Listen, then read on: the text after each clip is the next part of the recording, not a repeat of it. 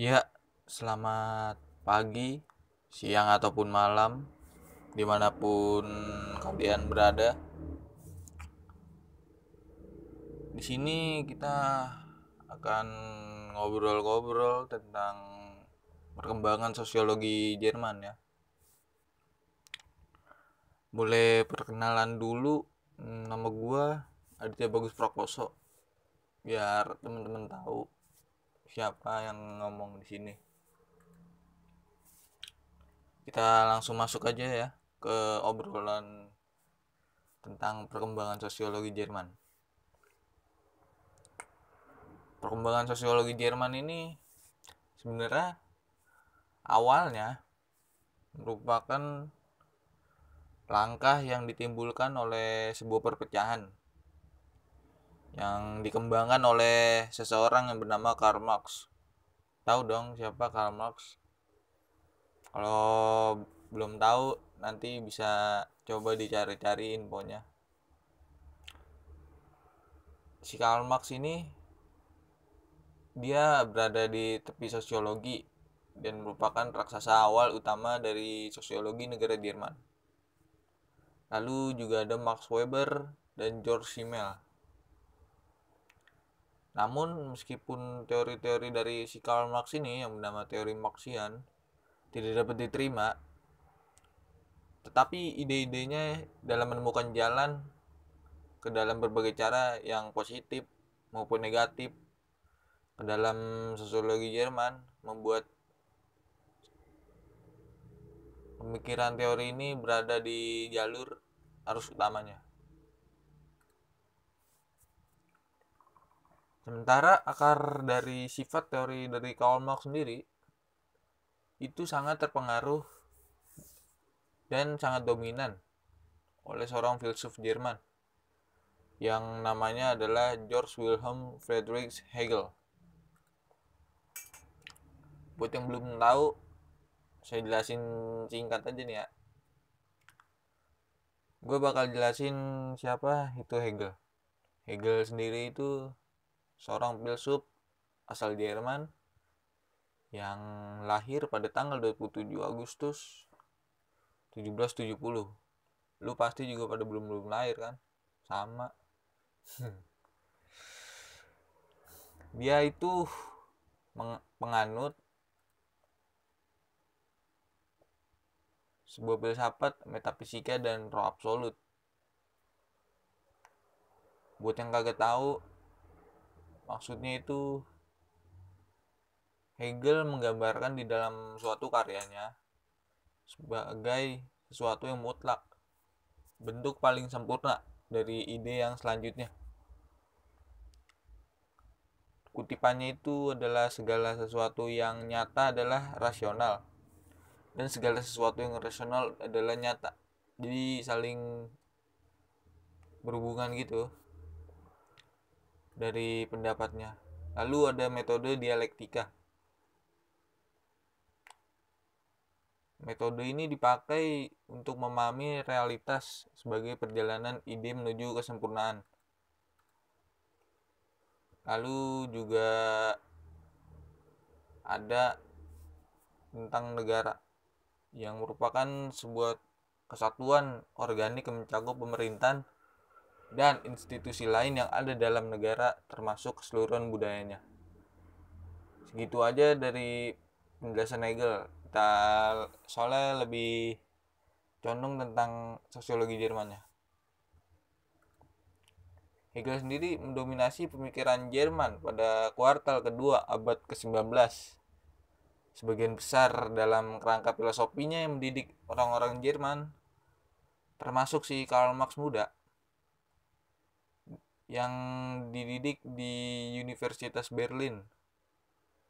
Itu juga dibentuk oleh ide-ide Hegel, serta oleh perpecahan yang berkembang di antara pengikut Hegel setelah kematiannya. Dua konsep mewakili esensi dari filsafat Hegel, yaitu dialektika dan idealisme. Yang tadi udah gue jelasin tuh. Dialektika merupakan sebuah cara berpikir dan gambar dunia. Sementara idealisme menekankan pentingnya produk pikiran dan mental daripada dunia material. Dengan pengetahuan dari diri kita sendiri nih dan pemaparan diri kita, orang-orang mulai memahami bahwa mereka bisa menjadi lebih dari yang semula. Dalam kaitannya dengan si pendekatan dialektika Hegel, ada sebuah kontradiksi yang bergulir antara siapa orang itu dan apa yang mereka bisa lakukan. Jadi di dalam skema Hegel ini, individu itu berevolusi dari pemahaman tentang hal-hal tentang pemahaman dirinya kepada pemahaman tentang skema-skema menjadi hal-hal yang lebih besar. Aktor di sini maksudnya adalah diri sendiri. Aktornya itu direduksi menjadi sedikit lebih dari pembuluh yang tersapu oleh evolusi kesadaran yang nggak bakal bisa dihindarin. Lalu kita masuk ke tokoh selanjutnya, yaitu Feuerbach. Ludwig Feuerbach adalah jembatan penting antara si Hegel sama Karl Marx. Jadi pemikiran Hegel ya, jadi pemikiran si Karl Marx yang terpengaruh oleh Hegel itu juga ada jembatannya. Nah, jembatannya adalah si Feuerbach ini. Dia ini sebagai seorang Hegelian muda atau penganut dari filsafat Hegel. Si Feuerbach ini mengkritik Hegel antara lain karena penekanannya yang berlebihan pada kesadaran dan semangat masyarakat nih. Dalam kritika terhadap Hegel, si Feuerbach ini fokusnya cuma ke agama, karena si Feuerbach berpendapat bahwa agama harus diatasi dan kekalahannya dapat dibantu oleh filosofi materialis, di mana orang yang menjadi objek tertingginya itu pada akhirnya adalah dirinya sendiri. Lalu Marx secara bersamaan dipengaruhi oleh dan mengkritik baik Hegel maupun Feuerbach. Jadi si Marx ini pemikirannya jadi dipengaruhi oleh dua orang, yaitu si Hegel sama Feuerbach. Marx ini mengikuti Feuerbach, mengkritik kepatuhan Hegel pada filosofis idealis. Selain itu, si Marx merasa bahwa idealisme Hegel mengarah pada orientasi politik yang sangat konservatif. Dimanapun juga, dalam keadaan orang-orang yang tampak semakin bergerak maju menuju kesadaran dunia yang lebih besar, yang sebagaimana mestinya ya, tampaknya itu tidak perlu ada perubahan yang revolusioner atau perubahan yang secara menyeluruh, karena prosesnya sudah bergerak ke arah yang diinginkan. Untuk satu hal, si Feuerbach berfokus pada dunia religius, sedangkan Karl Marx percaya pada seluruh dunia sosial dan ekonomi pada khususnya yang harus dianalisis oleh dia. Meskipun menerima materialisme Feuerbach, Karl Marx merasa bahwa Feuerbach bertindak terlalu jauh dalam memusatkan perhatian secara sepihak dan non-dialektis pada dunia material. Feuerbach dianggap oleh Karl Marx gagal memasukkan kontribusi Hegel yang amat penting, yaitu dialektika dalam orientasi materialisnya, khususnya hubungan antara manusia dan dunia material.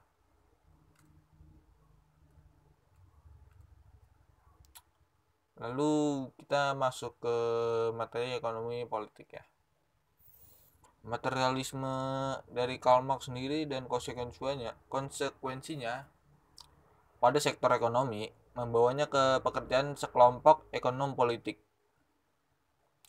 Dia memuji premis dasar mereka bahwa tenaga kerja adalah sumber dari semua kekayaan. Hal ini akhirnya membawa Karl Marx pada teori nilai kerja, di mana dia berpendapat bahwa keuntungan kapitalis didasarkan pada eksploitasi pekerja.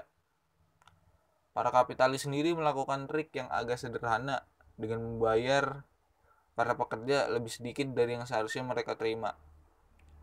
karena mereka menerima gaji yang lebih rendah daripada nilai apa yang sebenarnya mereka hasilkan dalam suatu masa kerja. Namun, di lain sisi juga mereka menggambarkan kejahatan kapitalisme. Marx mengkritik para ekonom politik karena melihat kejahatan ini sebagai komponen kapitalisme yang tidak terhindarkan. Marx menyelesaikan penerimaan umum mereka terhadap kapitalisme dan cara mereka mendorong orang supaya bekerja demi kesuksesan ekonomi di dalamnya.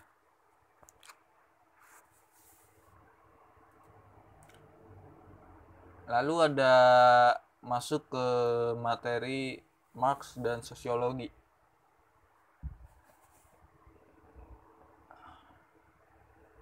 Sebentar ya. Sejak awal ada orang-orang yang sangat dipengaruhi oleh Karl Marx dan ada aliran sosiologi Marxian yang berkelanjutan, terutama di Eropa ya. Tapi bagi mayoritas sosiolog awal, karya-karya dari Karl Marx adalah kekuatan yang negatif, suatu yang membentuk sosiologi mereka. Sampai saat ini, teori sosiologis, terutama di Amerika, telah dicirikan oleh ketidaktahuan dan kebencian terhadap teori Marxian. Tentu, ada alasan mengapa Karl Marx tidak menerima banyak ahli teori awal. Karl Marx ingin mengembangkan teori yang menjelaskan penindasan ini dan yang akan membantu menggulingkan sistem itu. Kepentingan Marx adalah revolusi, yang kontras dengan perhatian konservatif untuk reformasi dan perubahan tata tertib. Perubahan lain yang perlu diperhatikan adalah perbedaan akar filosofis antara teori sosiologis Marxian dan konservatif. Hal yang paling menarik dari teori konservatif adalah pemikiran ini yang sangat dipengaruhi oleh filsafat yang bernama Immanuel Kant. Immanuel Kant sendiri merupakan seorang filsuf yang terkenal pada era modern yang juga berasal dari Jerman. Hal ini membuat mereka semua berpikir secara linier dan sebab akibat. Artinya mereka cenderung berpendapat bahwa perubahan A, katakanlah kayak perubahan ide selama masa penyerahan atau Renaissance, mengarah pada perubahan B. Katakanlah perubahan pada politik revolusi Prancis. Sebaliknya Marx yang paling banyak dipengaruhi, seperti telah kita lihat, oleh Hegel, yang berpikir dalam dialektika daripada istilah sebab akibat. Karl Marx sendiri menawarkan teori masyarakat kapitalis berdasarkan citranya tentang sifat dasar manusia. Dengan melakukan itu, mereka menghasilkan makanan, pakaian, peralatan, tempat berteduh atau rumah, dan kebutuhan-kebutuhan lain yang memungkinkan mereka untuk hidup, seperti kebutuhan sekunder, primer, sandang, pangan, papan ya. Produktivitas mereka adalah cara yang sangat alami untuk mengekspresikan dorongan kreatif dasar. Mereka perlu bekerja sama untuk menghasilkan apa yang mereka butuhkan untuk bertahan hidup. Keterasingan terjadi karena kapitalisme telah berkembang menjadi sistem dua kelas, di mana beberapa kapitalis memiliki produksinya proses, produk dan waktu kerja mereka yang bekerja untuk mereka. Alih-alih berproduksi secara alami untuk diri mereka sendiri, orang-orang berproduksi secara tidak wajar dalam masyarakat kapitalis untuk sebenarnya cuma sekelompok kecil kapitalis. Secara politik dia tertarik untuk membebaskan orang-orang dari struktur kapitalisme yang menindas itu. Tapi pada dasarnya ini adalah masyarakat yang dimana untuk pertama kalinya orang dapat mendekati citra ideal produktivitas Marx.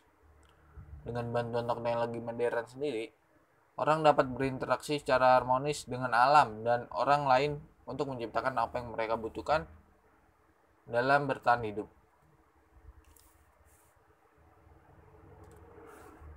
Meskipun Karl Marx dan para pengikutnya pada akhir abad ke-19 dan awal abad ke-20 tetap berada di luar sosiologi Jerman arus utama sampai batas tertentu, sosiologi Jerman dapat dilihat berkembang bertentangan dengan teori Marxian. Banyak hal tentang teori Marxian yang memainkan peran negatif dalam teori Weberian atau teori yang dianut oleh para pengikut Max Weber yang hidup sekitar tahun 1864 sampai 1920. Namun dengan cara lain, Weber bekerja dalam tradisi Marxian, mencoba untuk melengkapi teori Karl Marx. Kita dapat menjelaskan banyak hal tentang sumber sosiologi Jerman dengan menguraikan masing-masing pandangan ini tentang hubungan antara Karl Marx dan Weber. Dari sudut pandang ini, Weber seharusnya telah memalingkan muka Karl Marx dalam tanda kutip ya. Alih-alih memusatkan perhatian pada faktor ekonomi dan pengaruhnya terhadap gagasan, Weber mencurahkan banyak perhatian pada gagasan dan pengaruhnya terhadap perekonomian. Weber tentu saja mencurahkan banyak perhatian pada gagasan-gagasan yang terutama merupakan gagasan religius, dan Weber juga sangat prihatin terhadap dampak gagasan religius terhadap sistem perekonomian. Sebuah contoh bagus dari pandangan bahwa Weber terlibat dalam proses melengkapi teori Marxian adalah bidang teori stratifikasi. Di dalam karya tentang stratifikasi ini, si Karl Marx ini berfokus pada kelas sosial, dimensi ekonomi dari stratifikasi menurut. Meskipun Weber menerima pentingnya faktor ini, dia berpendapat bahwa dimensi lain dari stratifikasi juga penting. Dia berpendapat bahwa pengertian stratifikasi sosial harus diperluas dengan memasukkan stratifikasi atas dasar gengsi dan kekuasaan.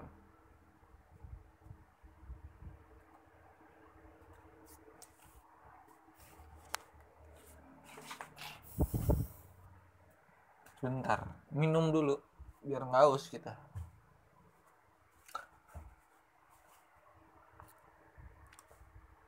Lalu ada pengaruh lain dari Weber.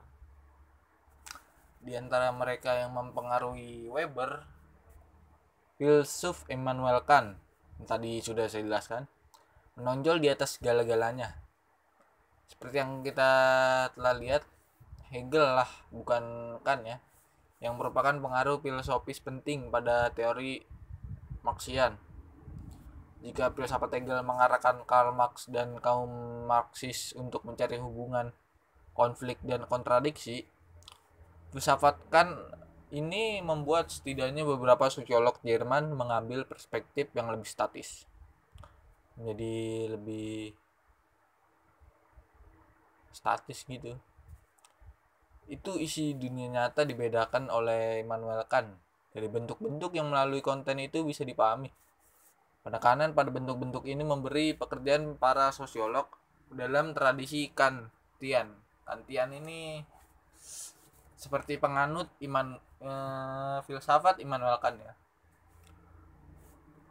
memiliki kualitas yang lebih statis daripada kualitas Marxis dan dalam tradisi Hegelian.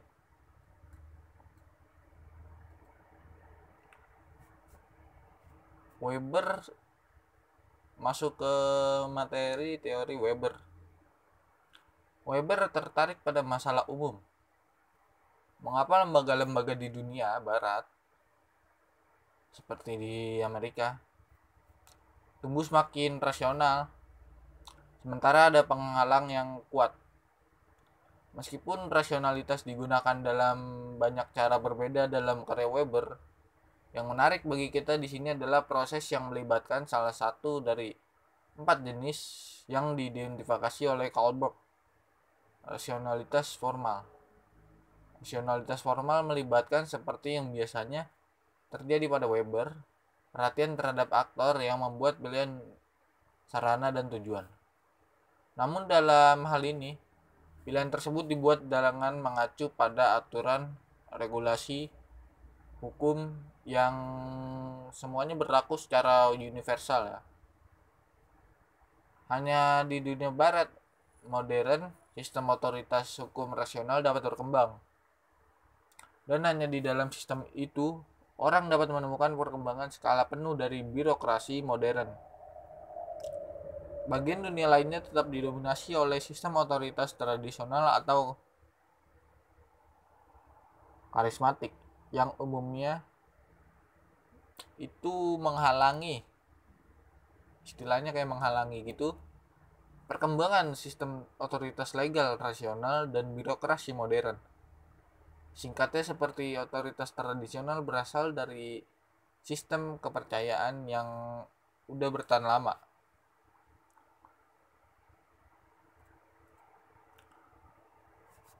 Lalu ada penerimaan teori Weber.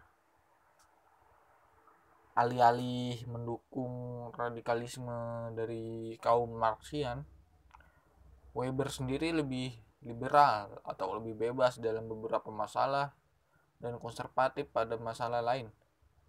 Meskipun dia adalah seorang kritikus berat dalam banyak aspek masyarakat kapitalis modern dan sampai pada banyak kesimpulan kritis yang sama seperti yang dilakukan oleh Karl Marx. Dia ini bukan orang yang kayak ngusulin solusi radikal buat masalah gitu, bukan. Tapi fakta di lapangan ini, Weber merasa bahwa reformasi radikal yang ditawarkan oleh banyak kaum Marxis dan sosialis lainnya akan lebih merugikan daripada menguntungkan. Weber tampaknya menawarkan pendekatan yang jauh lebih bulat kepada dunia sosial daripada Karl Marx. Sementara si Karl Marx sendiri tampaknya kayak hampir sepenuhnya disibukkan atau terpusat gitu pada ekonomi. Sementara Weber tertarik pada berbagai fenomena sosial, enggak terpaku sama satu hal saja. Keragaman fokus ini juga memberi para sosiolog yang ada di belakangan ini lebih banyak waktu untuk bekerja daripada kekhawatiran Karl Marx yang tampaknya lebih berpikiran tunggal gitu. Di awal karir sendiri, si Weber juga lebih dikenal sebagai sejarawan yang peduli pada masalah sosiologis.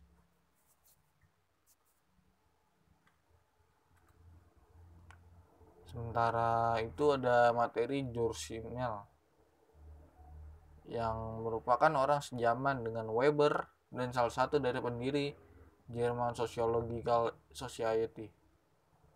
Simmel sendiri merupakan ahli teori sosiologis yang agak atipikal. Karya Simmel yang membentuk perkembangan salah satu pusat awal sosiologi Amerika, Universitas, dan teori utamanya interaksionisme simbolik. Sekolah di Chicago dan interaksionisme simbolik datang seperti yang akan kita lihat.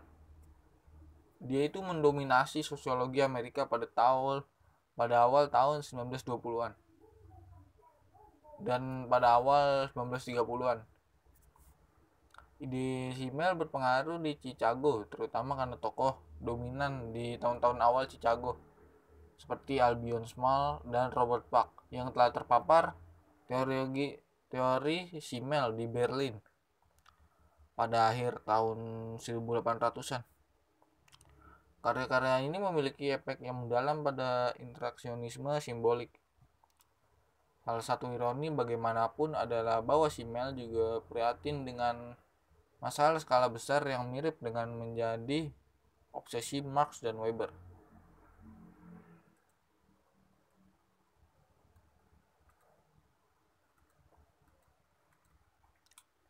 Itu aja dari gua tentang ngobrol-ngobrol perkembangan sosiologi Jerman. Kalau ada kritik dan saran atau salah-salah kata bisa ditulis dan mohon dimaafkan ya. Namanya juga pemula. Ya, sekian. Selamat pagi, siang, atau sore, atau malam kawan-kawan semua di ngobrol-ngobrol. Ya, gua tinggal ya. Dah.